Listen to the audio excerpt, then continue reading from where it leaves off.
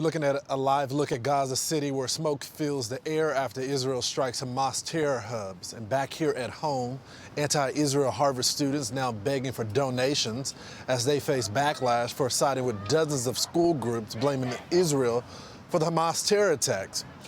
Harvard's Arab Alumni Association says these students, quote, have been subjected to relentless bullying and intimidation. They may require legal counsel, health care, and mental health support, financial aid, or mentorship to navigate these turbulent and uncertain times.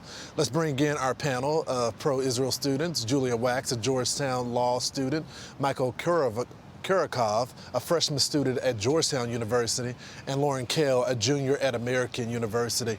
Thank you all so much for joining the program.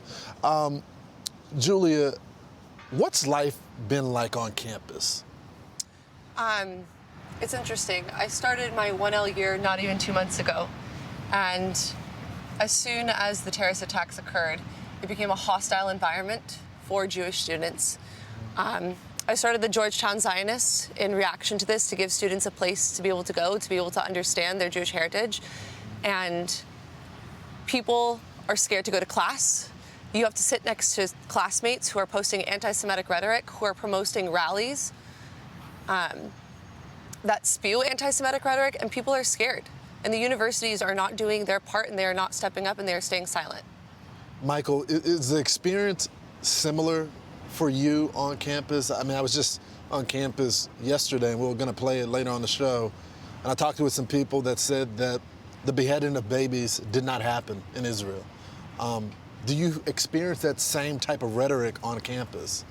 Yes, certainly. I mean, to the school's credit, a day after the attacks happened, they did release a statement, but they really failed to acknowledge Israel's right to defend itself and to exist as a state of Israel.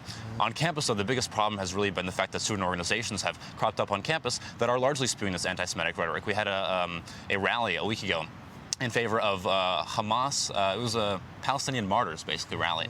And in addition to that, multiple organizations released statements basically calling for the destruction of the state of Israel and also calling for, anti-Israeli sentiment. Unbelievable. Lauren, did you feel intimidated on these campuses? Yeah, I am somebody who is very loud and proud about my Judaism, and I don't feel safe on campus. My friends and I are just trying to spread love and peace and support each other during these times. And we had a rally last week on campus, and there were students and professors screaming at us the whole time. Professors? Yeah, with signs saying that we were ethnic cleansing and that they need to see proof and that we were imperialist pigs. Like, how is that going to spread love and peace if you're just screaming over us and not letting us have a voice? We're just trying to support each other during these times and mourn together.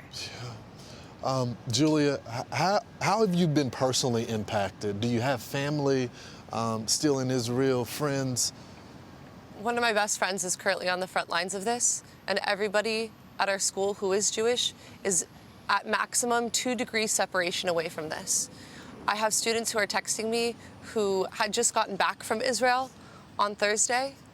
And it's difficult because these are institutions. These are people from Georgetown that are getting into Georgetown Law School, getting into Harvard, getting into Stanford, getting into Yale, and they're spewing this kind of rhetoric towards us. And it's anti-Jew, it's anti-American, it's anti-democracy, and it's hateful and it's spiteful.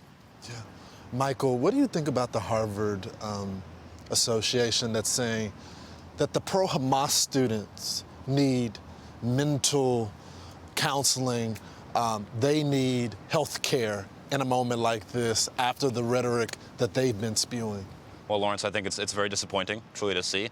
On one end, it's just basically untrue. It's untrue perception of the Israeli-Palestine conflict. And on the other end, this is the kind of rhetoric that encourages anti-Semitic sentiment. But I'm afraid it's not any different at many other college campuses that we're talking about. In Washington, D.C., again, those rallies that we have going on and the anti-Israel sentiment, it's about similar. They're just not calling for money just yet. Real quickly, Lauren, what is your message for the professors, the leadership, these presidents, the school boards?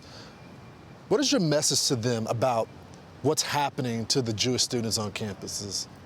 I think that it is important for people to acknowledge that Hamas is a terrorist group. They're not a militant group. And these professors, I've been encouraged by Jewish professors to hide my Jewish star because— To hide it. Yeah, if I don't feel safe. Like, this is not how campus is supposed to be. This is supposed to be a safe place for me. Yeah. This is America. We shouldn't be having these sort of conversations right now. Thank y'all for being so brave and joining me this morning on this cold, windy day. Thank you so much. Thank you.